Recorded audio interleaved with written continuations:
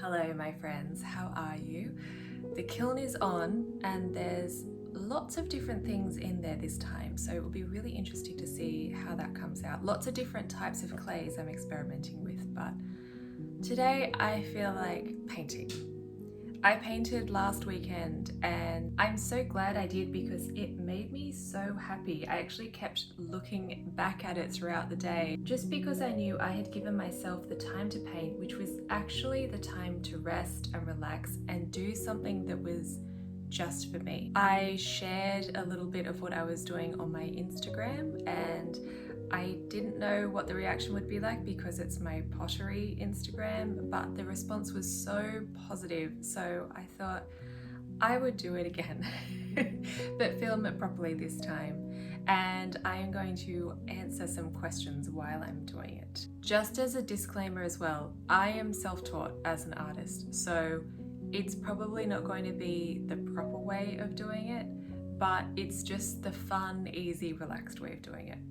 So generally for me, what I like to do is find a frame first and then paint on whatever is in that frame. So I went to my favorite charity shop to find a frame and unfortunately there was pretty much nothing. The lowest stock I've ever seen for this place. The crates that are normally full to the brim with frames just had hardly anything. I looked at a couple other places, but I'm finding they are incredibly overpriced at the moment. Certain frames were $180 for just having a paper print inside. So I came back empty-handed after going to 4 different places and thought I'll look at my stash instead. I have been collecting frames over the years, just something that is of interest to me.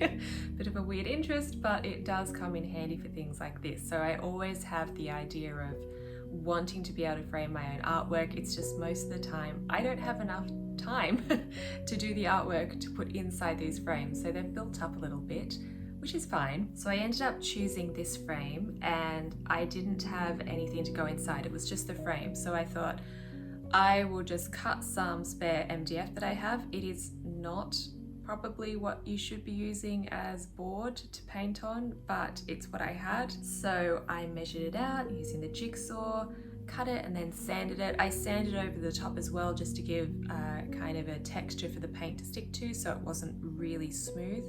And what I've started to do as well is just buy the colors when I need them. I did buy a couple pinks and I bought another white. Okay, let's start with the questions. Do you live alone? Yep. I have Zoe, who's right next to me at the moment, my puppy. So I live with Zoe. But yes, I don't have a partner that I live with at the moment. I don't have any roommates. I don't have any room in this tiny house. It is just me and my studio, my pottery studio, and my dog. And that is lovely.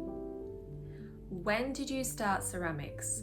I learned ceramics between lockdown periods. In Australia, we were pretty okay in terms of the pandemic compared to overseas at the start in terms of a timeline. But the problem was what my upcoming job was going to be was with an overseas client. And when that fell through, that was incredibly frustrating for me. And I wanted to have something that I could control a little bit more, and for me that was the idea of selling ceramics. So I started doing night classes between lockdowns and gradually I just got better. It takes a long time. Everything else other than those first few wheel classes, I am self-taught. Do you sell more at the markets or online? At the moment, markets are my main way of selling. I do want to have more sales online just because there's sometimes where a market doesn't happen for whatever reason and that can greatly affect your income for that month. So in terms of stability, I would like more online sales. So that's something I really need to work on this year. How old is Zoe? She is 8, but her birthday is in March, so in a few weeks she will be 9. She still looks like a puppy though. I notice you like baking a lot in your videos. Do you have a favorite thing to bake? What I made in the last video, I'm not sure if you would consider that baking. It was a pudding, but it was in the microwave for a minute. So that's cheating a little bit, but that was the best thing I have made in a while. A long time. Although I made a banana cake last week, with some old bananas that I had, and I think I need to make another one, maybe today. Is there a food you don't like? I'm a vegetarian, so I don't eat meat. It's not so much that I don't like the taste of it though. I don't like the taste of steak. I've never seen the point in steak. It's just chewing. It's just chewing. I don't really like peanuts. I don't like anything too nutty. But even that's not strong. It's not hate. When did your love of art start, or what age did you start being creative? I have always been creative. I, from a very young age, have always been interested in drawing and making. The family home was built on clay and rock instead of dirt. And I remember digging up little bits of clay, adding a little bit of water and shaping cups out of them before I even knew what I was doing. But I loved it, and I didn't know why, and I didn't know what it was. I remember for Easter, instead of chocolate, I asked for art supplies. So that was the kind of kid that I was. I just did it for the love of it, and it's made it a little bit more complicated with social media because I never felt the need to show anyone. I just did it for myself for the process, and then I would finish it, set it aside, maybe give it to someone as a gift and move on to the next thing. And I think now I'm trying to train myself to show other people what I'm doing. Otherwise, social media these days, it's all about showing what you're doing, and I don't feel the need. That's an interesting thing as a creative. You need to show yourself a lot more these days in order to have a creative business, which is fine. It's just something you need to train yourself in. I think I trained myself in how to draw and paint and do pottery and everything, and that's fine. But now I need to really focus on training myself to kind of show off, which if you're an Australian, you're taught not to show off. So I'm trying to show off a little bit more now, I think. What is your favorite color? It used to be orange. I love orange, but now it is green. I feel a lot more strongly now about green than I do orange. Kind of like a natural mossy green, not too dark, but just anything natural. Tips for starting pottery, drawing, painting. Just start. I think in terms of pottery, that's going to be the most expensive. So if you don't have the money to do classes, I mean, I did just some night classes. I didn't do a proper course or anything. That was a bit of a cheaper way of doing it, but it means there's a lot of, it is a science. There's a lot that I don't know about pottery as a result. You can buy a bag of clay from a pottery supplies shop and you can start hand building. There's lots of videos at this point about hand building. You can hire someone else's kiln. They might even provide the glaze, but you can do air drying clay from an art supplies shop. I started off with Sculpey, with polymer clay, years before, just, to see what making a plate would be like before doing pottery was even on my mind at all. In terms of painting and drawing, if it's an interest to you, anything. Cartridge paper and a lead pencil. That's what I used for years. That's what I still use sometimes when I just feel like drawing. So printer paper, any kind of pencil, cheap colored pencils are fine, cheap paints are fine. I still use some that are quite cheap.